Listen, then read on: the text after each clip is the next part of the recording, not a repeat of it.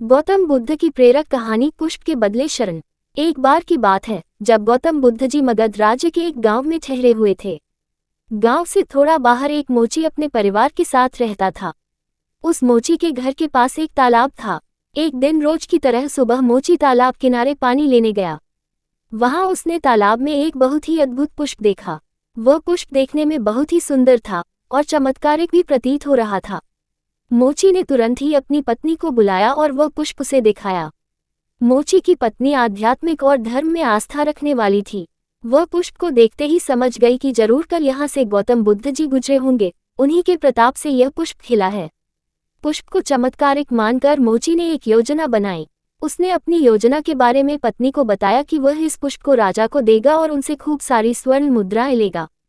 उसकी पत्नी ने भी सोचा कि यह पुष्प उनके किसी काम का नहीं है, इसे राजा को ही दे दो, कम से कम कुछ कमाई तो होगी।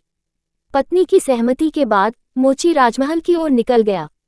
राजमहल के रास्ते में उसे एक व्यापारी मिलता है। मोची के हाथ में पुष्प देखकर वह रुक जाता है।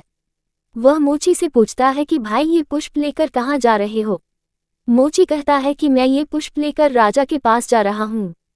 इसे राजा को भेंट करके मैं राजा से मुंह मांगा इनाम लूंगा। व्यापारी ने मोची को प्रस्ताव दिया कि तुम ये पुष्प मुझे दे दो, बदले में मैं तुम्हें 100 स्वर्ण मुद्राएं दूंगा।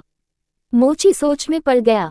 उसने सोचा कि जब व्यापारी इस पुष्प के लिए 100 स्वर्ण मुद्राएं दे रहा है तो राजा तो और ज्यादा देगा। यही सोचते हुए उसने व्यापारी को पुष्प देने से मना कर दिया। थोड़ा आगे चला ही था कि उसे रास्ते में राजा आते हुए नजर आए, जो गौतम बुद्ध के दर्शन के लिए जा रहे थे। राजा भी मोची के हाथ में वो दिव्य पुष्प देखकर अचंभित हो गए। राजा ने मोची को पुष्प के बदले 1000 स्वर्ण मुद्राएं देने के लिए कहा।